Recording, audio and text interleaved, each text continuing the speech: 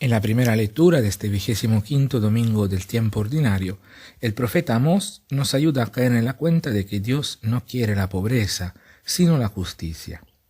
Y si nos detenemos un ratito a pensar bien, hay pobreza en el mundo porque no hay justicia. Las dos cosas andan muy de la mano. Y Dios, a través de la voz profética de Amós, denuncia la situación de injusticia de la sociedad de aquel tiempo, donde el mísero venía venido por un par de sandalias, donde el pobre venía humillado y oprimido.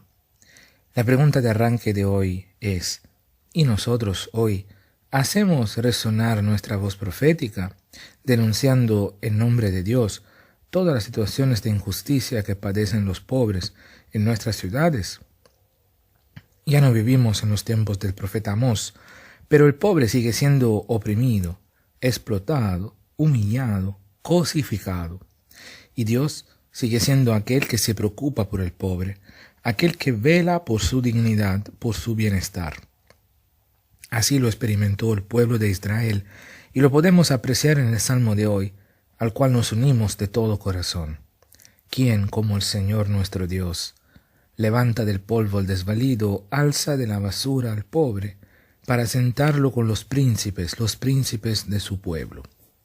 Sí, porque el sueño de Dios es que desaparezcan las desigualdades, las discriminaciones y por ende la pobreza. ¿Qué hacemos nosotros para que esto se realice? En la segunda lectura, Pablo, escribiendo a Timoteo, nos comunica una vez más el plan de Dios. O sea, que todos los hombres se salven y lleguen al conocimiento de la verdad. Esta entonces es la voluntad de Dios, que todos se salven y por consiguiente que nadie se pierda, que nadie salga del grupo de los salvados, para utilizar una imagen de WhatsApp. Dios quiere que todos lleguen al conocimiento de la verdad. Y bien sabemos por el Evangelio que Jesús es la verdad, el camino y la vida, y quien le sigue a Él no camina en las tinieblas. Pablo nos dice también que uno solo es Dios y uno solo es el mediador entre Dios y los hombres, Cristo Jesús. Es a Él entonces que tenemos que dirigirnos. Y Pablo nos exhorta a hacerlo levantando nuestras manos limpias, o sea, sin ira ni divisiones.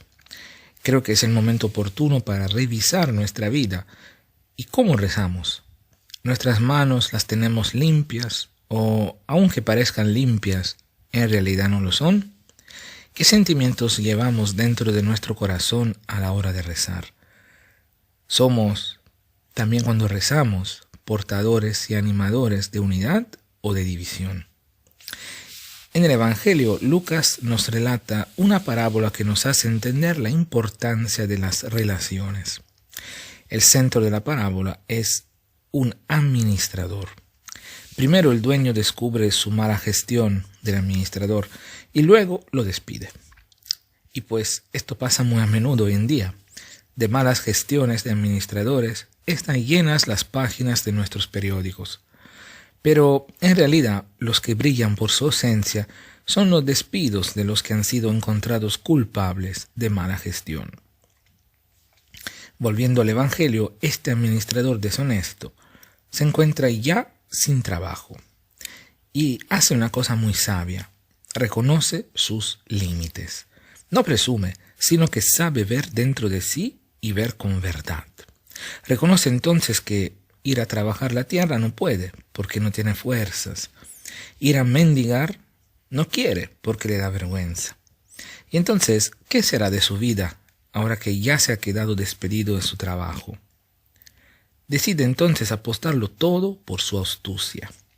Y la astucia, bien sabemos que también es el utilizo de la inteligencia, que es un don de Dios.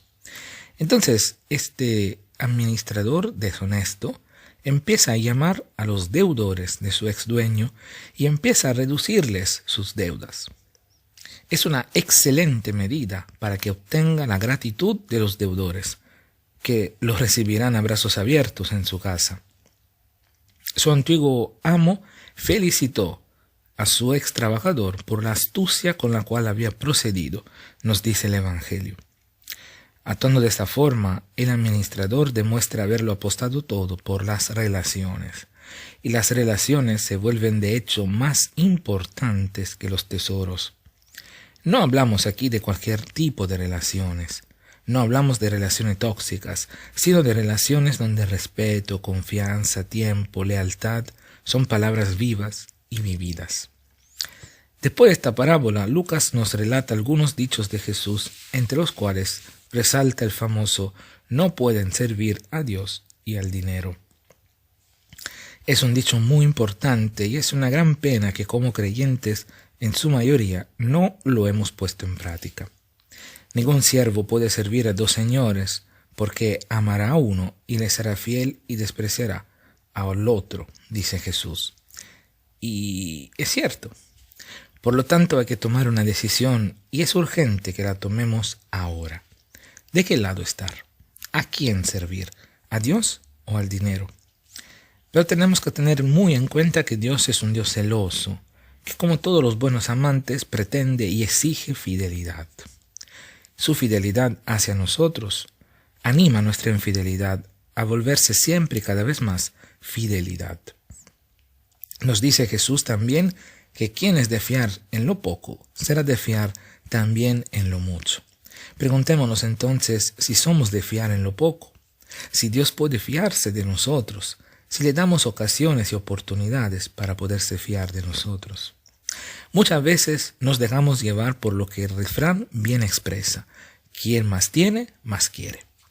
Nos dejamos llevar muchas veces por un deseo, por un afán frenético por la posesión de bienes, y se nos vuelve muy difícil conseguir compartir. Pero la clave para poder entrar en el reino de Dios, para la salvación entonces, es bien sencilla: compartir. Servir solamente a Dios, que es el Dios del continuo compartir. Porque si empezamos a servir a Dios, pero en el corazón tenemos este afán de conseguir las riquezas, el dinero, la gloria, el poder, en realidad no estamos sirviendo a Dios, sino a nuestro propio yo. Entonces es necesario tener el corazón despreocupado para poder servir a Dios. Nada de doblez, ni de corazón, ni de vidas. Empezamos entonces a servir a Dios y gustemos la bondad de la fidelidad.